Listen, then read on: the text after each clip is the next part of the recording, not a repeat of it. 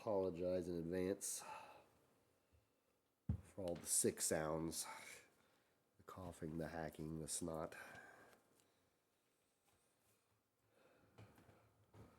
I'm missing about an octave of my voice somewhere, but I'll get it back.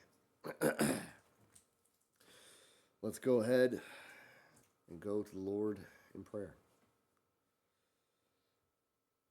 Father, we thank you that you have made us to praise your name, that we can give you glory, that we can bring you honor and worship your name, and that we can be changed by it, and we can be a people who are God-focused because of this, instead of being self-focused. And I pray that would be the case with us as we study your word, that you would help us to look at and understand why you have written these words to us, that we would know why these stories exist to teach us and to sanctify us. I pray you would be with me. Allow me to finish this sermon. Allow me to preach this text accurately and correctly in accordance with your will. In Christ's name I pray these things. Amen. We're here at the end. We made it to the end of the mess that we've arrived at, and we looked at last week primarily at Hezekiah, one of the greatest kings that exists in terms of southern Israel, and in fact is given very high praise by both the Kings, writer, and the Chronicles. We looked at last week pretty much the end of northern Israel. They become assimilated by Assyria, specifically by Ahaz here. Southern Judah is an evil king. He does not care about the law of God, and in fact even makes a point to purchase servitude from the Assyrian emperor and basically buy him off with the temple from gold from the temple and say, I'll serve you and pay you off to go and wipe out my enemies, northern Israel and Syria. And he does. And he follows through. The Assyrian Empire comes, they conquer Syria, they conquer northern Israel, and they start expecting tribute from southern Judah. Hezekiah rebels against this when in his reign he says, we will not serve the Assyrian king, and he overthrows that yoke, and he brings upon himself the Assyrian invasion of Sennacherib. Sennacherib invades, and we know the story is that pretty much in the face of certain death and significant taunting of the Lord, Isaiah and Hezekiah both hear the word of the Lord that he will drive the Assyrians back this time. And they do. And to Hezekiah's credit, he is known not only for that, but specifically his zeal to conform to the law of Moses and setting right everything that his father had done wrong in terms of Ahaz. And it's important to remember, Ahaz was probably the first king who took liberties with the temple. He was the one who said, I will set up my own personal altar over here. Remember, this temple was built with very specific instructions and layouts given by David and Solomon. They said, we're going to build it this way. It's to mimic the tabernacle. Exactly. And there's every object in that tabernacle is placed for a good reason. Ahaz feels the need, and he hasn't done anything that Manasseh is going to do yet, but he does take liberties to create his own little mini temple inside of the actual temple because he's better than everybody else. He dies. Hezekiah takes control of the throne, and Hezekiah's reign is probably one of the best ones that exists, and he leaves on the throne his son, Manasseh, who actually, ironically, is the most evil king in southern Judah and also simultaneously the longest-lived king. How about that for a double curse? Imagine we get lucky. If you have an evil president, in theory, he should be gone in 4 years, give or take. This guy could sit on the throne for 55 years and do untold damage. And to some degree, we're going to look at that here in a second. There's a lot of scholarship that goes into and discusses and commentaries and such that this period of time would have been very war-torn for Manasseh because of Ahaz. Assyria has pretty much done whatever they wanted. They wiped out northern Israel entirely. The line of Jehu is over, and they've done pretty significant damage. They didn't get to Jerusalem. They didn't take the holy city, but they still conquered and burned a good chunk of southern Judah. And Isaiah actually speaks of this and to Ahaz, and he tells of this coming. This is a section from very early on, Isaiah 7, You can see that this is meant to be, and this is spoken to Ahaz. This is to southern Judah. This isn't even about northern Israel. This is the south. He says, in the day of the Lord will shave with a razor that is hired beyond the river, the king of Assyria, the head and hair and the feet. He will sweep away the beard also. It will be like shaving your face, is how the Assyrians are going to come in and just shave the whole ground off. Every tree, every grass, every bush, every stump, just wipe the whole thing clean like the blade. A man who has a young cow and 2 sheep will be considered rich with milk because everyone else is going to eat curds and honey. And curds and honey is it's wilderness food. It's even below poor people food. It's food that you had to scavenge in the desert and go find it somewhere, and then put it together in your pot and eat it. Everywhere that there used to be 1,000 vines worth shekels of silver will be briars and thorns. And he's talking about basically the Assyrians will come in and they're just going to devastate the whole land, the whole countryside. And this was during Hezekiah's reign that he's done this. And so what I'm telling you is that Manasseh inherited a pretty war-torn landscape and a nation that's been pillaged and beaten, and the Assyrians have made it very clear that they are the boss and they're in charge, and they expected tribute from Ahaz, from Manasseh's grandfather, and his father, Hezekiah, did not deliver, and that's going to come back. There's no way that's going to wipe off. One commentator puts it this way. He says, Hezekiah's son Manasseh, we know little apart from what biblical sources tell us. In other words, there's not a lot of extra biblical. His name isn't written on any record stones. We don't have many archaeological artifacts that have his name written on them. 7th century BC in Judah was overall a period of rebuilding and recovery after the aftermath of Sennacherib's highly destructive invasion, and that is reflected extensively in the archaeological record. The extent of the recovery, however, remains a disputed matter. We don't know how much Hezekiah had time to fix, but it does show that Manasseh inherited a pretty nasty situation, and you would think this would be a situation where a king or a leader would come in and say that it's time to rebuild, right? We should put the defenses back up. We should rebuild the cities. We should rebuild our economy. Manasseh does everything the opposite of that. He is by far the worst and longest lived king of southern Judah. And this is the opener for his reign right here in 2 Kings. And this isn't even Chronicles. Manasseh was 12 when he began to reign. He was a young guy that lived in Hezekiah's court. This should not have happened to a 12-year-old. You would think, I say that very generically, but he reigned 55 years. He did what was evil in the sight of the Lord according to the despicable practices of the nations whom the Lord drove out before the people of Israel. So in other words, he acted in every way, shape, and form alike to the Canaanites that Joshua killed. He erected altars for Baal and made an Asherah as Ahab had done. He destroyed everything that Hezekiah did. He undid. And he built altars in the house of the Lord. This is probably the first time that you see something like this, that he worshiped the host of heaven and served them. No king up to this point actually had the guts to put a pagan altar in the temple yet. Manasseh was the first one to openly blaspheme the temple in such a degree. Ahaz certainly did to some degree, but he was the first one to actually worship another god inside of God's temple. And apparently set up multiple altars for Baal in there, set up Asherah in there, and even was worshiping angels at a certain point. He built altars in the house of the Lord, of which the Lord has said, in Jerusalem, I will put my name. This was supposed to be my city. And they did not listen, and Manasseh led them astray to do even more evil than anyone else had done. He put altars in the 2 courts of the house of the Lord. So this is the craziest part. If you remember how the tabernacle works, there's 2 courts. There's a holy, and then there's the Holy of Holies. He actually had the guts to go into the 2nd court and put altars for someone else in where the Ark of the Covenant was supposed to sit, between the 2 cherubim.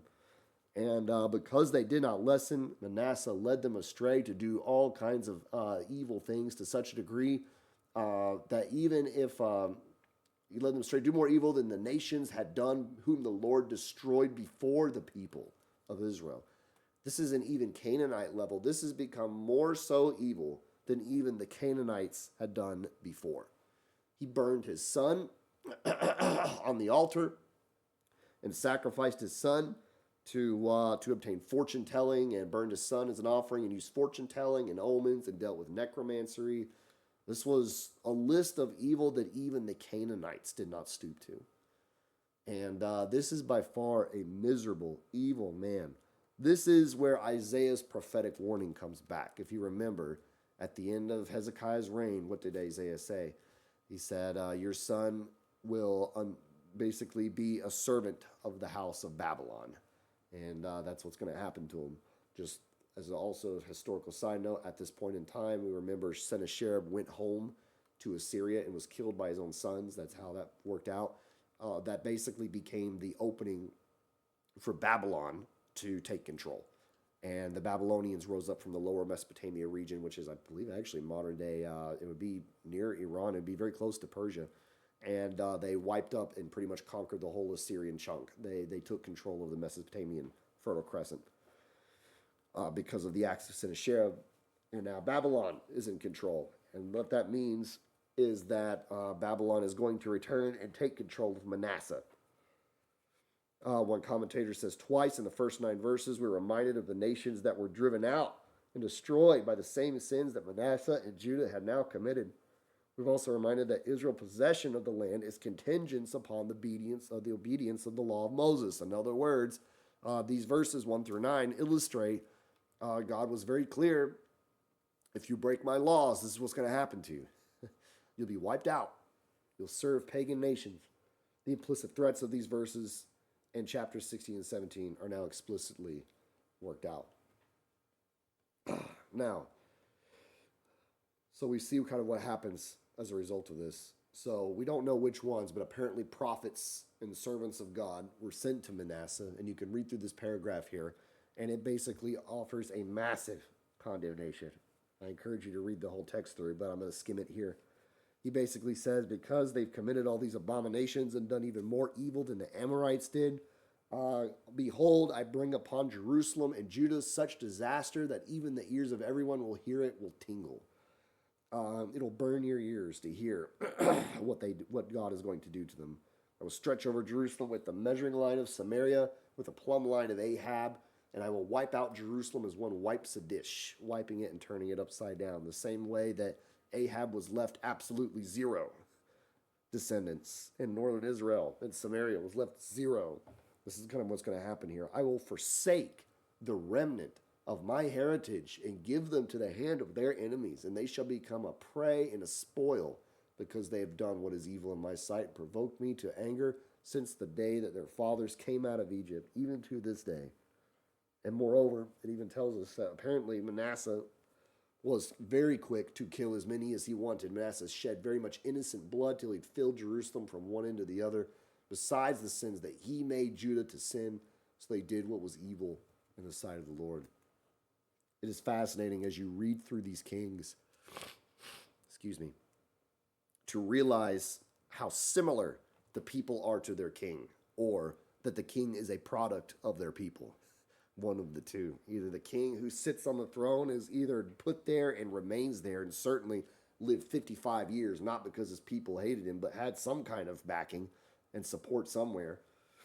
And either the people mimic their king and put in or allow a king to rule over them that has tolerated this amount of evil, or the people simply, as the text often describes, are tempted to follow after their king and do what he says. And it's seductive in a certain way.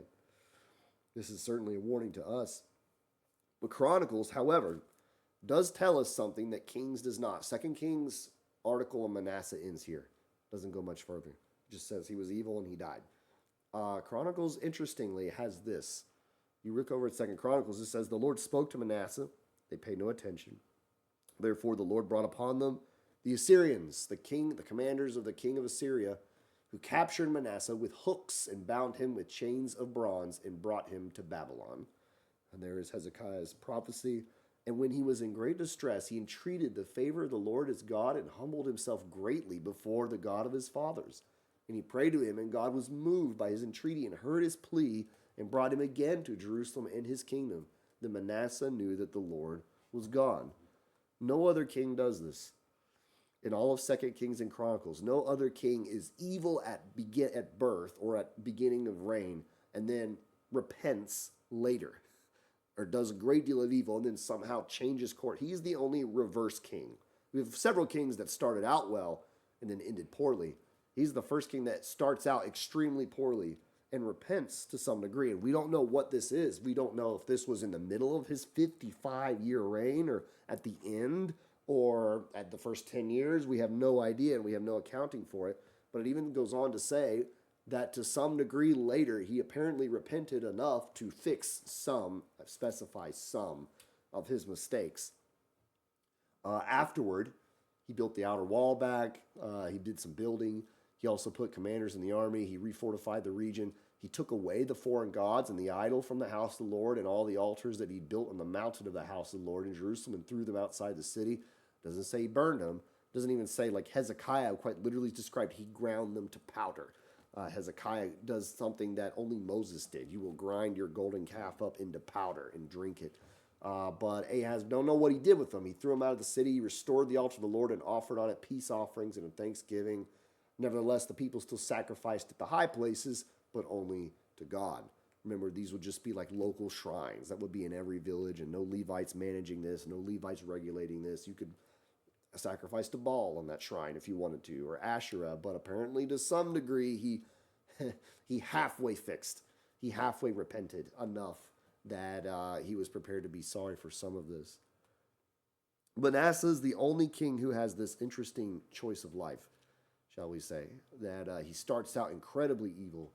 He's confronted with the incredible consequences of his actions, and he repents later, and he calls out to God who saves him. Now, his son Ammon is not any different than he was, at least at birth. We don't really know much about Ammon at all. It is only ironic that you'll note that his name Ammon is a pagan name. It's not a Jewish name. It's not an Israelite name. Ammon is the name of the Amorites. And so there's a couple scholars that make the note of either their culture has so become infected with the pagan nations that they name their kids like the pagans name their kids now. They don't even name them after Jewish or Hebrew names anymore. Or to some degree, he was part of something Ammonite. We don't know. Manasseh's son Ammon, we know very little of. He's only described for a few verses. He died pretty quickly. He was assassinated. And his son, and Ammon's son, Manasseh's grandson, is named Josiah. You may have heard of Josiah. Josiah is probably the second youngest king to sit on the throne next to Joash. He was 8 years old when he began to reign. His father was assassinated. He was forced to reign at 8. He reigned 31 years. He did what was right in the eyes of the Lord. He walked after David. He did not turn from the right or from the left. This is kind of a fascinating choice of phrase. This is something that you won't find often described even of the good kings, that they didn't turn right or left. It's kind of the idea of meticulousness, of dedication, that you didn't get distracted over here, you didn't get distracted over here. You were very meticulous. He was very dedicated. He was very one-minded, single-focused. In the 8th year of his reign, while we had a boy, he began to seek the God of David. In the 12th year, he began to purge Judah and Jerusalem of the high places and burn everything down. They chopped down the Baals. They cut down incense altars that stood above them. Often when you see this language, they chop down the altars of the Baals. It's because those altars were usually like a large, they weren't like a stone altar like you would worship God. They would be like a large log or tree that would be set up. The altar to Baal was supposed to like point up into the sky because he's the rain god, right? That's where he is. And so they chopped down this big wooden idol that's standing up. They broke pieces and they carved the metal in it and they made dust of them and scattered them over the graves of those who had sacrificed to them. So you find someone who worships Baal, you grind up some dust of Baal and put it on his grave as an insult on the way out. And they burned the bones of their priests on the altars and cleansed Judah and Jerusalem. Okay, we've seen this pattern. Hezekiah does this. Joash does this. Jehoshaphat does this. All the good kings start this way, and it's good. Very good. We've seen this story pretty often. A young king takes control. He begins to immediately reform all the evil stuff his father's does. What Josiah does that no one else does is he is the only one who begins this way, then reads the law later as a result of that. Because in the 18th year of his reign, While he was cleansing the land and the house, so they're repairing the house of the Lord their God. He sends certain officials that he has to repair the house of the Lord. It's in disrepair. One can not be surprised that it's not doing well. They gave money to rebuild the house, all the money they collected from the various tribes of Israel. And while bringing out the money, the priest found the book of the law of the Lord given through Moses. So to some degree at this point in time, they've reached a point where they kind of forgot that book was there. This is the book upon which their entire covenant, their entire nation, Moses himself, built this, or was part of the instrument by which this whole covenant worked, and they forgot it was there. This is, basically, and remember, this is a day and age when Bibles are not highly in print. There's maybe a couple copies in every village on the good days, and there certainly would be one meticulously guarded copy of the Bible of, this would be the law and what prophets they had guarded in the temple, and they forgot about it during Manasseh and Ammon's reign, and Josiah finds it. They discover it. They forgot the law of the Lord was there, and they hadn't read it in a long time. They brought the book to the king, and they emptied out the money that was found in the house of the Lord and given it in the hands of overseers, etc. And then Shaphan told the secretary and told the king, here's the book. And Shaphan read it before the king. Now, this is an 18-year-old king that for 10 years has already been doing a pretty good chunk of reforming, right? He's already on a generally right track. This is a man who at least knew something about that God up there. He was aware that there was a God to some degree, that there was Yahweh, who was not the God of Baal or God of Asherah, but he had never read the book before, like his fathers had done. And when he read this book, he tore his clothes when he heard the words of the law. And he commanded his officials, saying, "Go, inquire of the Lord for me and from those who are left in Israel and Judah concerning the words of the book that has been found. For great is the wrath of the Lord that has been poured on us, because our fathers have not kept the word of the Lord to do what this book says." This is probably the best personal gospel moment in 2 Kings and Chronicles. This is a man who was just confronted with the law of God personally, even though he was pretty, from the face value, looked kind of godly. This is a man who would probably have said before he read the law, "I'm a pretty good man." I'm insinuating here. I'm implying some eisegetical content here. But clearly, to some degree, he didn't actually know the law of the God that he was proclaiming to some amount, to such a degree that it caused him great pain enough to tear his own clothes. And in ancient times, tearing clothes is a sign of great emotional turmoil. You're hurt, you're angry, you're sorrowful, you're mourning, and something massively emotional is happening to you when you're tearing your clothes up, especially as a king. And this is a man who, at minimum, knew that there was a God to worship, but he didn't know what that God had said. You can probably lose count of how many people on this planet and in this country alone would claim to worship their God and claim to know something about God. It might even do some semblance of his will, but have never read the law. They have never been convicted like that. They don't actually know what he said. And when they find out what he said, it pains them. This is the gospel in essence. This is that point in time when I hope, at least in my life and you all's life, at some point in time, someone said to you, "You are a sinner, and this is why. Let me show you the black and white indications. Let me show you your criminal record list." And it's painful to read. It hurts. Even as someone who we even call ourselves semi-righteous by worldly standards, right? This showcases two things for us. One is the time span in which this was lost would have been less than 100 years that this book got lost. So that's kind of a fascinating point to remember, that realize that this has not been gone that long. That since Hezekiah's reign was less than 100 years ago, at this point in time, they've already forgotten the law. The whole nation, and certainly the king, they didn't know that book was there. If that does not tell you about the short-sightedness of man and his ability to forget with very little memory within a couple decades the blessings of God that were given just a few years ago, I don't know what does. Covenants and reformations, and you've seen this story over and over and over in 2 Kings. They'll reform. The good kings do this every time. They reform the land, and it lasts about their reign, right? 50, 60 years. It doesn't last 100 years. Doesn't make it that far. And then all the evil comes back, and they got to do it again. to such a degree that even Hezekiah's reforms have made it to such a degree that the book was forgotten. And this is by far the best example of the gospel and the law at work, because nothing is as sure as when you are confronted with the laws of God, how it will bring real guilt and fear upon your conscience.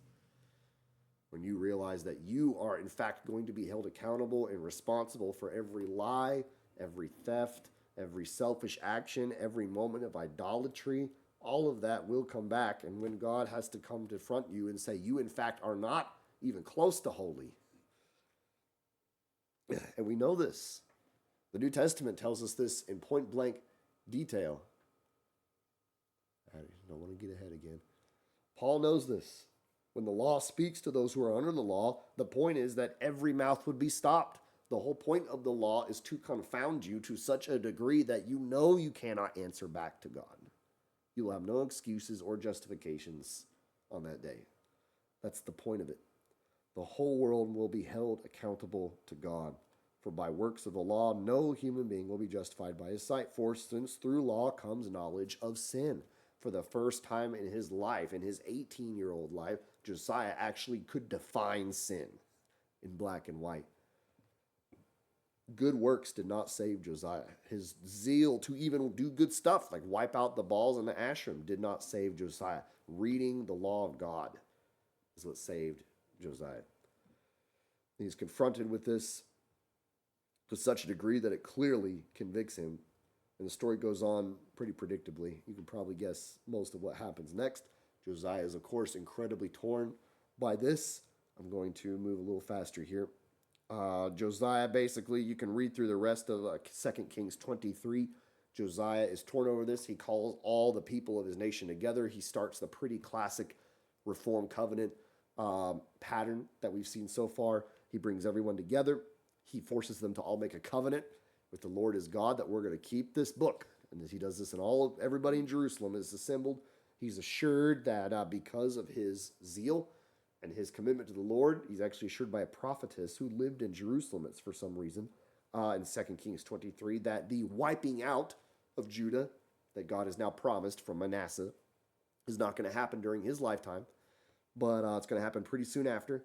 Josiah does everything that Hezekiah, his grandfather, did. His great-grandfather.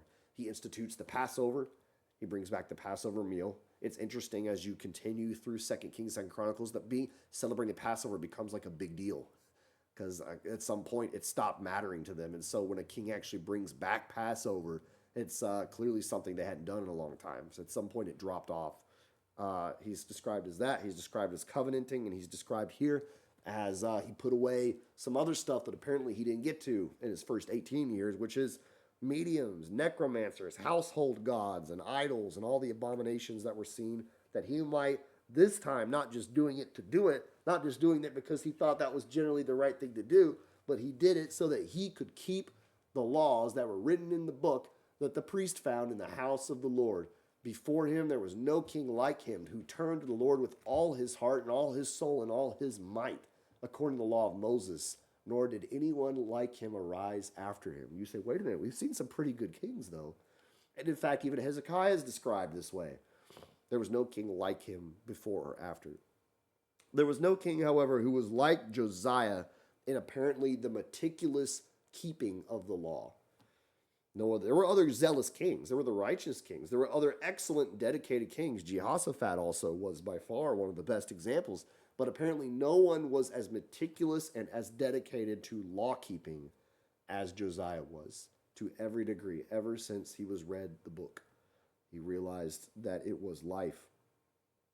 Now still, the Lord did not turn from the burning of his great wrath, which his anger was kindled because of Manasseh. The Lord said, I will remove Judah out of my sight, and he will do that. But Josiah did not live to see it. So Josiah becomes probably not maybe necessarily the most militaristically victorious king. He doesn't conquer the Philistines like Hezekiah did, but he is given the title most meticulous and careful law keeper to the end of his days. Unfortunately, Josiah is pretty much the last king that matters in Judah, and that was the final king of significance that would ever happen to southern Judah, because After this, we see kind of what happens to Josiah, and it's kind of an interesting death. Of all the deaths of all the kings that have happened so far, he does not die peacefully, and most of the good kings tend to die peacefully, right? That's their reward to some degree, a long life and peaceful living. Josiah doesn't do that. Josiah apparently prepared the temple, and apparently Necho, king of Egypt, went up to fight on the Euphrates. Euphrates is in Assyria. It's in Babylon. So this means at some point the Egyptians started a war with Babylon or Assyria or some lower level Mesopotamian empire. This had nothing to do with Judah and Israel. And Josiah went out to meet him. Josiah rode out into battle like he was going to do something about it. And he sent envoys to him saying, "What do we have to do to each other, king of Judah? I'm not coming against you this day, but against the house with I am at war. God has commanded me to hurry. Cease opposing God who is with me, lest he destroy you." So for some reason, the king of Egypt, at least was bluffing or not. He may have been bluffing. We don't know. But he was said, God commanded me to go and fight the Assyrians or the Babylonians to some degree. Go away. And Josiah did not turn away from him, but disguised himself in order to fight with him. He did not listen to the words of Necho from the mouth of God, but came to fight in the plain of Megiddo. And the archers shot King Uzziah, and he died of those wounds. The text goes on. You can see his servants took him out of the chariot. They brought him into a second chariot, and they brought him to Jerusalem, and he died of his wounds. And everyone mourned for Josiah to such a degree that apparently Jeremiah, the prophet, who we will read about very shortly, Jeremiah offered a lament for Josiah. And all the singing men and singing women have spoken of Josiah in their laments to this day. And they have made these a rule in Israel. Behold, they are written in the laments. Unfortunately, we do not have a copy of this. I looked for this. Jeremiah does not mention Josiah's lament in his book, in the book of Jeremiah that we have. And this book of laments is not a book that we have anymore. But apparently, both the prophet Jeremiah and the writer of other prophets and prophetic works wrote of Josiah to great extent. And his good deeds were written according to what is written in the law of the Lord. Right? That is the phrase that becomes attached to his life and name. I cared about the law of God. And behold, it's all written in the kings of Israel and Judah. So, ironically, that's pretty much the last major king that matters in Judah. Every one of his sons and grandsons after him throws away everything he did, and Manasseh's judgment comes back. We can see this ironically described in Jeremiah. We saw Isaiah live during the time of Hezekiah. Isaiah is very likely dead at this point unless he lived a naturally long life. But we are now at the point where the book of Jeremiah, the actual prophetic book of Jeremiah, is pretty much either actively about to be written. Remember, he is the prophet of doom. He knows what's coming. He knows this is all coming to Israel because of the works of Manasseh and all the sins that they have done. And this is just one small section. Jeremiah 25, I'm just going to read a little bit here. But you can see that Jeremiah said to all the people of Judah in the 4th year of Jehoiakim, the son of Josiah, king of Judah. Okay, and this is the year of Babylon. Babylon has finally taken full power in Mesopotamia, which Jeremiah the prophet spoke to all the people of Judah and all of Jerusalem for 23 years. For the 13th year of Josiah, the word of the Lord has come to me, and I've spoken persistently to you, and you have not listened. You do not listen. You don't incline your ears. You persistently, even God has been sending them prophets. Now turn now every one of you from his evil way and evil deeds and dwell upon the land the Lord has given to you. Do not go after these gods. Do not provoke me to anger. Yet you have not listened to me. Therefore, because you have not obeyed my words, behold, I will send for all the tribes of the north and for Nebuchadnezzar, the king of Babylon, and I will bring them against this land and against these surrounding nations and devote them to destruction and make them a horror. And so this is in Jeremiah. This is the final days. The most detailed record we have of everything post-Josiah is actually not in Kings. It's in Chronicles. And to summarize it, it's pretty straightforward. You look at the end of 2 Chronicles, which is the end of the histories. Jehoiakim was 25 when he began to reign. He only made it 11 years. He did what was evil. And here he comes. Against him came Nebuchadnezzar, the king of Babylon, and bound him in chains and took him to Babylon. Now, at this point, the Babylonians have come. They siege Jerusalem. They take control of the city, and they just take the king away to serve in the court of Nebuchadnezzar as a spite, as an insult. I have your king here. He's in chains on my table. And at this point, they expect tribute. At this point, Jerusalem has not been wiped out, but it's now a vassal state. It serves Babylon. It's been conquered. The king is in chains in Babylon. You now get to pay taxes to Nebuchadnezzar. Whether you like it or not, he's in charge. But they haven't wiped him out. Nebuchadnezzar also carried away a big chunk of the house of the Lord to Babylon and put them in his palace. Jehoiakim and all the abominations that he did and what was found against him, they're written. And his next son was no better. Jehoiachin, his son, reigned in his place, and he was 18. He made it only 3 months. He did what was evil. He did the same thing. In the spring of the year, King Nebuchadnezzar sent and brought him to Babylon. And they made his brother Zedekiah king over Jerusalem. So now his son and grandson of Josiah, both were evil, both rebelled, and both got carried off to Babylon. But Zedekiah is the one who finally finishes the job. Zedekiah was 21. He did not humble himself before Jeremiah, who spoke, and he rebelled against Nebuchadnezzar, who had made him swear by God. So what this basically implies to us is that Nebuchadnezzar apparently forced him to swear fealty and swear loyalty to Nebuchadnezzar by God. And whatever you may say about the morality of that, either way, he rebelled against his promise, which, surprise, surprise, is the fastest way to come and get killed, unless you have an army that you can actually back up what you say. He stiffened his neck. He hardened his heart. All the officers and the priests were likewise exceedingly unfaithful. So in other words, this wasn't just a Zedekiah problem. It was the officers' problem. It was the people's problem. They followed all the abominations of the nations. They polluted the house of the Lord, which he had made holy in Jerusalem. We've come a long way from Solomon's house of God now. This is the end of the house. Remember, the same house that God personally, physically dwelt in, and you could see the light shining out of it the day that Solomon consecrated. This is the same house. The Lord, the God of their fathers, sent persistently to them by his messengers, because he had compassion still, but they kept mocking them, despising them, until the wrath of the Lord rose against this people, and there was no remedy. And then, so he rebelled against Nebuchadnezzar. He tried to overthrow vassalage, and then the king of the Chaldeans, which is Babylon, finally got sick and tired of this, and he killed their young men. He, in the house of their sanctuary, he had no compassion on the young, the old, or the aged. He gave all into his hand, all the vessels of the house of God, great and small, the treasures of the house of the Lord, treasures of the king, all of it was carried off to Babylon. Every bit of it went to Babylon. They burned the house of God. This is probably the single most powerful sentence in the 2 Kings and 2 Chronicles right here. They burned the house of God. This is Solomon's. Solomon built this. David wanted to build this. This was 2 generations of work. This is 400 years of having a physical building in your presence where you can know that God had consecrated this building, and Nebuchadnezzar burned it down. He burned the whole thing down. Nowhere else. No, it has been pillaged a couple times. It's been raided and pillaged, and the stuff's been taken out of it multiple times up to this point, but no one had actually yet burned it down. And they burned the house down.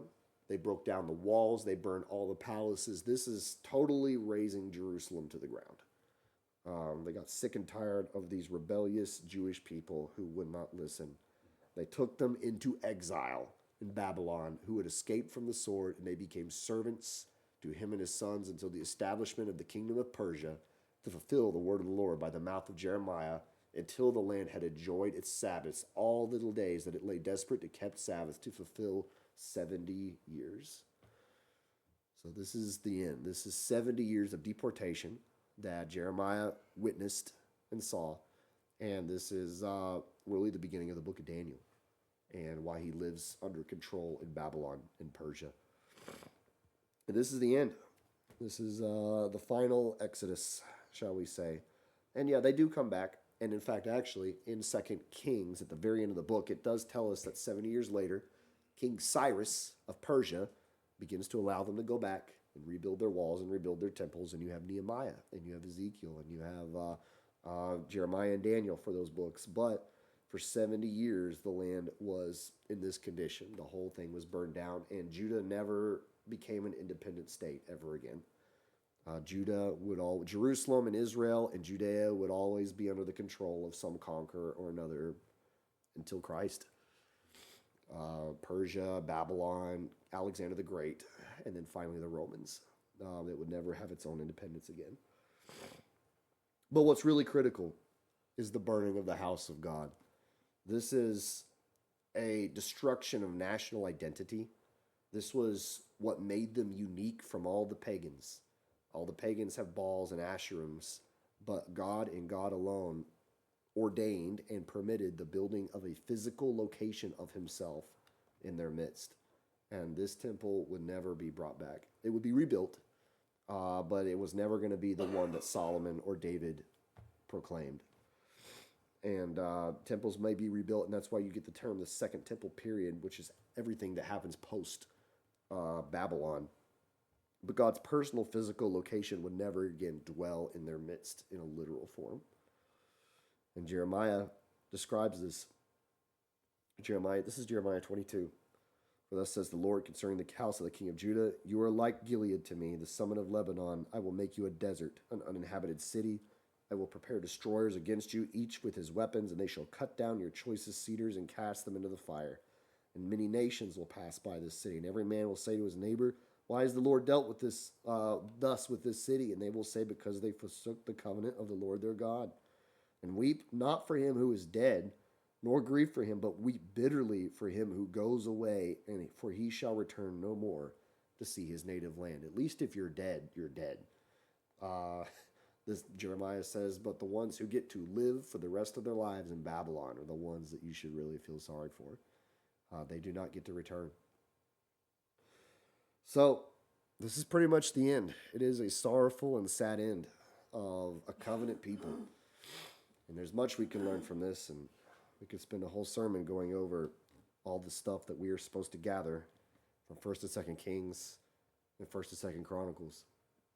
But in an attempt to be quick and apply the Pauline hermeneutic of these things were written down for our instruction, for our benefit, what are we supposed to learn from these stories and these prophets and these kings and their wars? And one, the obvious point, the one that's probably the simplest point, is the faithfulness of God. He keeps his promises. He will prosper those whom he says he will prosper. He will destroy those whom he says he destroys. His promises all the way from Moses were right and were kept completely on both sides. He prospers them when they obey the law. He destroys them when they don't. And both of those promises apply. I wish to be clear, I do not believe the Deuteronomy promises apply to everyone. They applied to the nation of Judah and Israel. I don't think they apply to Americans or Chinese or anything necessarily. However, some of this may apply to us pretty indirectly in the form of the consequences that God, as we know, will absolutely enact upon evil men and evil nations. And clearly God is gracious enough to do so. But these promises that were given to Israel did prove to be faithful. The second point that you can read is it took 400 years for God's wrath to finally come down. In other words, God's mercy and his grace over and over again are on display throughout these books. That every time these people sin, he's still sending them prophets. He's still sending them servants. He's still trying to say, put away your evils. As we saw with Jeremiah, stop this and behave. God can still act within his own plan and his own preordained, predestined will, knowing these people are going to die, and say, please come back, in an attempt to demonstrate his own compassion. And probably the saddest point of all these stories combined is the total inability of man to be good without being a different man. If this nation, which had God's personal handwritten law, God's literal physical building in their midst, they had prophet after prophet rain fire from the sky or literal rain down upon them upon command. They saw miracle after miracle after miracle from Elijah and Elisha. They were given prophet after prophet after prophet directly from the mouth of God. If these people could not figure out the perfect government or perfect nation or perfect society on this planet, no one's going to. They had every closeness to God they could have. and they could not pull it off. It's because the problem isn't the government, the problem isn't the economy, the problem is the heart of man. And until the people are fundamentally different people, they're not going to be able to, they might prosper for a little while. You might be able to achieve even 50, 60 years of good prosperity for a good long time, but it's going to fall apart. You're battling sin itself. It isn't going to matter how much you can fix. You may be a Josiah and be able to reform, become emperor tomorrow and reform the entire nation overnight, instantaneously. And it might last a little while, and you might get some benefits from it in the meantime. But as long as the people have sinful hearts, there's nothing that's going to fix that. You can't regulate it. You can't control it. You can't manage it. And it really boils down to the final point that I'm going to make, which is the total need for the transformation of the human heart. You can't read these prophets and kings without seeing that even the best of them, even by far, even the ones that you could say were flawless, were not flawless. Even the ones that you could argue were the perfect possible king. We would rejoice to have such a king in our day. Still had human hearts. They still had failures. They still had travesties. And it really showcases that until we are prepared to change literal people into being different people, or by the grace of God, be instruments in hopefully their salvation. And you're fighting against the ocean. You're fighting the wind. And it should really press upon us the incredible need of the gospel. This is why Christ has to do what he does. This is why it couldn't be another David or another Josiah or another Jehoshaphat. It had to be Jesus Christ, who literally changed the inner nature of the man who's being governed, the inner nature of the man who has a farm and has a field and makes them good. Let's pray. Father, I thank you for these kings. I thank you for their histories. I thank you for the prophets. I pray we would learn from them. I pray we would look at their examples. I pray we would be sanctified in our hearts.